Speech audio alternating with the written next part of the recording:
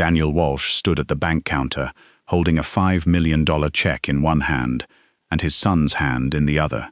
The branch manager barely looked at it before she tore it in half, right there in front of the whole line. She said it matched a fraud warning from that week. Security started moving toward him. Then her boss stepped out of his office, saw the torn check on the counter, and stopped walking entirely. He looked past her, straight at Daniel, and said the one thing that changed everything. "Mr. Walsh, before we start tonight, if stories like this move you, take a second and press that subscribe button." Daniel Walsh was 42 years old, and for most of his life, his hands had been the only thing he trusted to tell the truth. He restored old barns and built custom furniture out of a workshop his wife, Rachel, had helped him raise board by board 15 years earlier, back when they were young enough to believe two people with a truck and a stack of lumber could build something that would outlast them both. Rachel passed 2 years ago, quietly and far too soon, after a short illness that left Daniel raising their son, Tommy, alone in the same small house at the edge of town they'd always planned on filling with more noise than just the two of them. Daniel kept working with his hands anyway, because the workshop was the last place that still smelled like her, sawdust and cedar, and the coffee she used to bring him every morning before the sun came up. For years that workshop barely broke even. A few custom tables here, a restored barn door there, enough to keep the lights on, and Tommy in decent shoes. Never quite enough to get ahead of the mortgage Daniel had taken out against the property after Rachel's medical bills, stacked higher than either of them ever expected. Then, almost by accident, a boutique hotel developer wandered through a regional craft fair last spring, ran her hand along one of Daniel's hand-finished oak tables, and asked who'd built it. Weeks of calls and contracts followed, careful and slow the way real deals tend to be, and it ended with something Daniel still had trouble saying out loud without his voice catching. A signed agreement to furnish 12 new hotel locations. The first payment alone worth $5,200,000. The check arrived by courier on a gray Monday morning, and Daniel stood in his driveway holding it the way a man holds something he isn't sure is real yet. He thought first of the workshop's mortgage. 3 months behind now after a slow winter, the foreclosure notice taped to his refrigerator, with a date circled in red just 5 days away. He thought of Rachel, who used to tell him the workshop would take care of them eventually if he just kept showing up for it. And he thought of Tommy, 5 years old, who had no idea his father had spent the last 2 years quietly terrified of losing the one place that still felt like home. Tommy, for his part, understood almost nothing about mortgages or checks, but he understood that his dad had looked happier that morning than he had in a long time, and that was reason enough to declare himself Daniel's official helper for whatever came next. He insisted on wearing his good sneakers, the ones with the light-up soles he saved for special occasions, and spent the entire drive to the bank narrating the trucks they passed, with the seriousness of a boy convinced his opinion on each one mattered greatly. Daniel drove with the check tucked carefully in the inside pocket of his jacket, running through the math in his head one more time. If the funds cleared before Friday, the auction notice would disappear. If they didn't, he would lose the one place Rachel's hands had ever touched as much as his own. Ridgeline Community Bank sat 2 blocks off Main Street, a small brick building Daniel had banked at for almost 20 years, the kind of place where the tellers still knew half their customers by name. He'd been in 100 times before for ordinary things, small deposits, the occasional loan payment, nothing that had ever drawn a second glance from anyone behind the counter. That morning, he walked in with Tommy's small hand in his, the certified check in his jacket pocket, and no reason at all to expect this visit would be any different from the countless ordinary ones before it. The line moved at its usual unhurried pace, regulars trading small talk with the tellers the way they always did, and Daniel waited near the back, with Tommy tugging gently at his sleeve, asking in a stage whisper if the bank had a bathroom with the automatic soap dispenser he liked. Daniel smiled, despite the tightness in his chest, the particular nervous energy of a man carrying both a $5 million check and a 5-day deadline in the same jacket pocket. When his turn finally came, he stepped up to the counter, where a woman he didn't recognize stood instead of the usual teller, her name tag reading Carol Ingram, branch manager. He slid the certified check across the counter toward her and said simply, "Morning. I'd like to deposit this, if you don't mind." Carol's eyes moved from Daniel's face down to the check, and Daniel watched something shift behind her expression the moment she read the amount, though he had no way yet of understanding what she was actually seeing. Her gaze flicked briefly to a printed bulletin taped beside her monitor, then back to the check in her hands, her fingers going still against the paper. Daniel had no idea that 3 days earlier, the regional office had circulated an urgent fraud warning about a scam ring using fake certified checks tied to a shell company whose name looked almost identical to the one printed clearly across the top of his. And he had absolutely no idea, standing there with his son's hand still curled around 2 of his fingers, that Carol Ingram was about to make a decision in the next 30 seconds that neither of them would be able to take back. Carol's hand tightened around the check as she compared the name at the top of it against the bulletin taped beside her screen, her mind moving fast down a path that had nothing to do with Daniel himself and everything to do with the warning she'd been carrying in her head for 3 days straight. "I need to verify something before I can process this," she said. Her voice clipped in a way that made the woman 2 spots back in line glance up from her phone. Daniel nodded, unbothered, assuming this was simply what happened when ordinary small-town banking met an extraordinary check. "Of course. Take whatever time you need. I've got the contract paperwork in the car if it helps."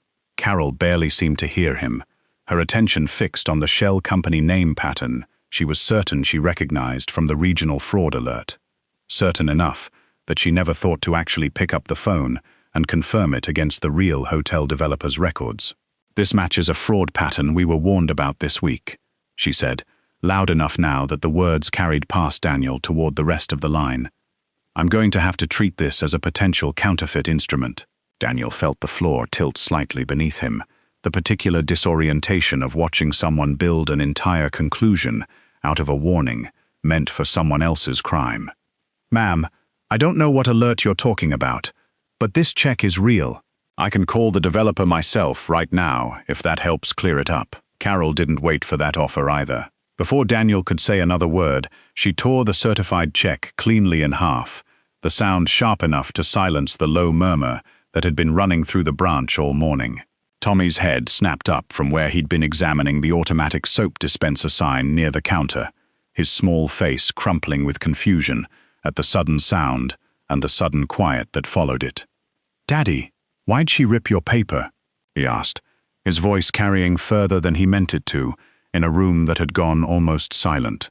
Daniel didn't answer right away, his jaw tightening as he crouched slightly to keep one hand steady on his son's shoulder, the other still raised toward the counter, where 2 halves of $5 million now sat between them. Carol, flustered but not yet backing down, raised her voice further, already reaching for the small radio clipped to her blazer.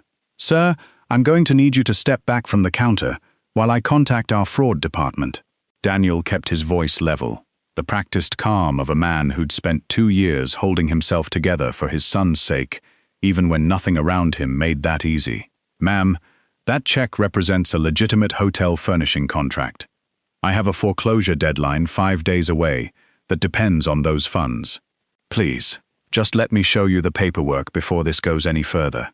Carol hesitated for the first time since she'd read the amount on the check, something in his tone finally cutting through the certainty she'd been operating on, though not quite enough yet to undo what she'd already done. The radio crackled faintly against her shoulder as she debated her next move, and Tommy pressed himself closer against his father's leg, watching the whole scene with the wide, uncertain eyes of a 5-year-old, trying to understand why the nice bank had suddenly stopped feeling safe. It was in that exact pause, Carol's hand still hovering near her radio, Daniel's torn check lying useless on the counter between them, that the door to the branch manager's private office opened behind her, and a man in a grey suit stepped out, his attention caught first by the unusual quiet that had settled over the lobby. Gregory Hale, Ridgeline's regional director, had been in that office since early that morning, reviewing the final paperwork on a hotel furnishing contract his office had helped process just days earlier, a contract with one name printed clearly across the top of every page he'd read that week. His eyes moved from the torn check on the counter to the man standing behind it, and something in his expression shifted from mild curiosity into sudden, urgent recognition. He crossed the lobby floor before Carol had even turned to see him coming, his voice carrying clearly enough that every person still waiting in line looked up at once. "Carol, what exactly is going on here?" Carol turned, already opening her mouth to explain the fraud bulletin, the shell company pattern, all the careful reasoning that had felt so solid 30 seconds earlier and now suddenly didn't. But Gregory wasn't looking at her anymore. He was looking past her, directly at Daniel, at the torn certified check, and at the small boy gripping his father's leg. And when he finally spoke again, his voice had dropped into something quieter, more careful, the voice of a man who already suspected exactly how badly his branch had just gotten this wrong. "Mr. Walsh." Gregory led Daniel and Tommy into his office without another word to Carol, closing the door gently behind them, though not gently enough to fully shut out the low murmur that had started building again in the lobby. He sat across from them, his expression carrying the particular strain of a man realizing his branch had just made a serious mistake in front of a room full of witnesses. "Mr. Walsh, I processed the paperwork for your hotel furnishing contract myself this week. I recognized your name the second I stepped out of my office. I am genuinely sorry for what just happened out there." Daniel nodded, some of the tension in his shoulders easing slightly, now that someone in that building finally seemed to understand what he was holding. "I appreciate that. But right now, I need to know what happens to my check, because I've got a foreclosure auction on my workshop in 5 days, and that money was supposed to stop it."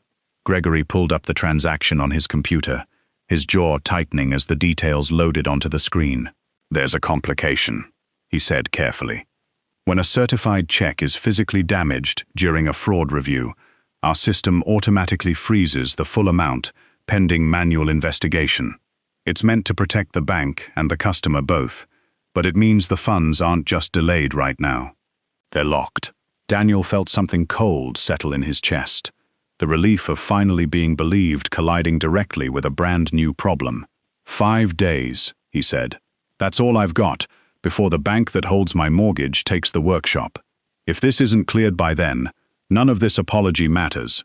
Tommy, sitting quietly in the chair beside his father, looked between the two men, sensing without understanding that the good morning had somehow turned into something much heavier.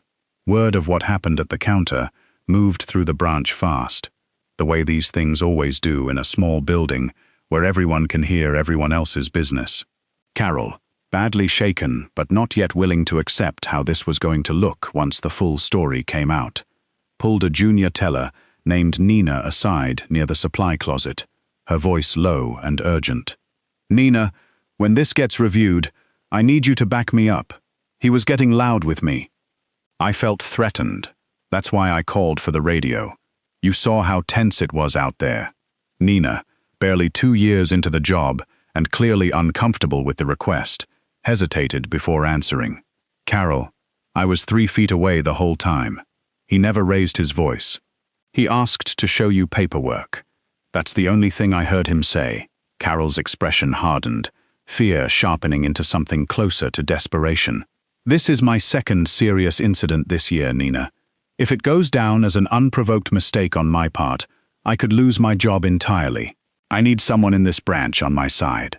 Nina glanced toward Gregory's closed office door, where she could just make out Daniel's outline through the frosted glass, still sitting patiently with his son beside him.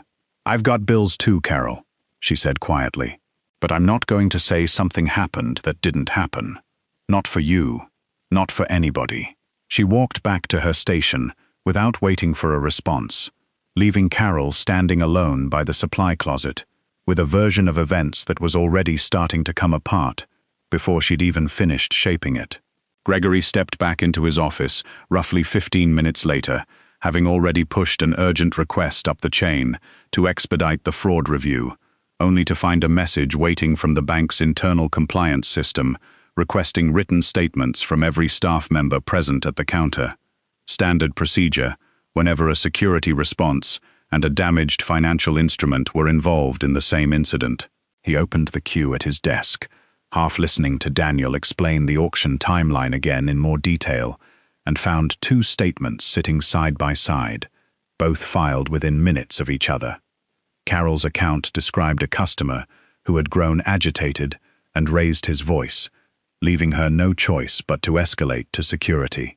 Nina's account, filed just after, described something entirely different: a calm, patient man who had asked only to be heard. Gregory read both statements twice, his eyes moving between them as the full weight of the discrepancy settled over him. He hadn't personally witnessed the moment the check was torn, only the tense aftermath, and he understood now that whatever had actually happened at that counter was still, at this exact moment, a matter of one employee's word against another's, with a 5-day deadline ticking down in the next room, and a 5-year-old boy still waiting patiently in his office chair for someone, anyone, to finally tell him his father's paper was going to be okay. Gregory pulled the branch's security footage before making any decision based on conflicting paperwork, unwilling to let two competing statements decide something the cameras had already recorded in full. The footage ran clear across 3 angles, time-stamped and untouched, showing exactly what Nina had described, and nothing resembling what Carol had claimed. Daniel stood patiently through the entire exchange, his son's hand in his voice never once rising above a calm, steady request to be heard, right up until the moment Carol tore the check, without picking up the phone to check a single fact first. Gregory closed the file, exhaled slowly, and walked straight to Carol's station. "We're done here," he said, quiet but final. "Compliance will follow up. Please gather your things." The reissue moved quickly, once Gregory personally escalated it, treating the frozen funds as a documented internal error rather than a standard multi-day fraud hold, which cleared same-day certified replacement funds instead of the usual wait. By early afternoon, Daniel sat across from Gregory again, a fresh, certified check in hand, the numbers identical, the crisis quietly reversed. "This will clear well before Friday," Gregory confirmed. "I've already called the mortgage holder myself to explain the delay wasn't caused by you." Daniel let out a breath he felt like he'd been holding since the courier first knocked on his door that Monday morning, glancing down at Tommy, who had finally relaxed enough to fall half asleep against the arm of his chair, one light-up sneaker still tapping faintly out of habit. Before they left, Gregory offered Daniel whatever the bank's legal team had already cleared that morning: a formal apology, a settlement, anything to make right what had happened in front of a room full of strangers. Daniel thought about it for a long moment, looking at his sleeping son rather than at Gregory. "I don't need a settlement," he said finally, "and I don't need anyone fired on my account, though I understand that's already out of my hands. What I'd actually like is something that helps the next person this almost happens to." Gregory leaned forward, listening now, the way you listen when someone's about to ask for something worth taking seriously. "I spent years being told a workshop like mine wasn't worth investing in, that hands-on trades don't scale the way a business degree does," Daniel said. "I'd like the bank to fund something for young people around here who want to learn a real trade, instead of taking on debt for a path that might not even suit them. Call it whatever you want. I'd call it a fair start." Gregory didn't answer right away, weighing the idea with more seriousness than a simple public relations gesture deserved. "A trade apprenticeship grant," he said slowly, "funded through the branch, for local kids choosing skilled work over student debt." Daniel nodded. "People like I was, before anyone gave my hands a real chance." Within the month, Ridgeline Community Bank quietly launched the Fair Start Fund, seeded with enough backing to cover toolkits, safety certifications, and mentorship placements for a dozen young apprentices in trades ranging from carpentry to electrical work. Daniel wasn't interested in being the public face of it, But he agreed to take on one apprentice himself each summer, starting the very next season, teaching in the same workshop Rachel had helped him build with her own 2 hands. Friday came and went without a single auction notice taped to anything. Daniel stood in the workshop that evening, the mortgage finally settled, sawdust drifting slow through a shaft of late sunlight, the way it always did at that hour. And Tommy sat on an overturned crate nearby, sanding a scrap of pine with far more concentration than the task strictly required. "Am I helping?" Tommy asked, holding up the block for inspection. "You're helping plenty," Daniel said, and meant it completely, watching his son work with the same quiet focus Rachel used to have, the kind that made a person believe a small piece of wood was worth taking seriously. Months later, when someone in town brought up the story that had briefly made the local news, the torn check, the tense morning at the bank, Daniel didn't dwell long on the fear of that week, though he never pretended it hadn't been real. "Somebody made a fast decision, based on a warning, that had nothing to do with me," he said. "It could have cost us everything, if the truth hadn't held. I'd rather people slow down and ask a question first, whenever they can, before they decide what a situation is." He said it without bitterness, the same steady tone he'd used at that counter with Tommy's hand in his, proof that some men measure what they've been through, not by the fear of it, but by what they build afterward with the time they get to keep. If this story reminded you that a little patience and one person willing to tell the truth can change everything before it's too late, subscribe before you go, so you never miss the next story like it. Somewhere out there, another good man is standing in his own workshop tonight, quietly building something worth saving.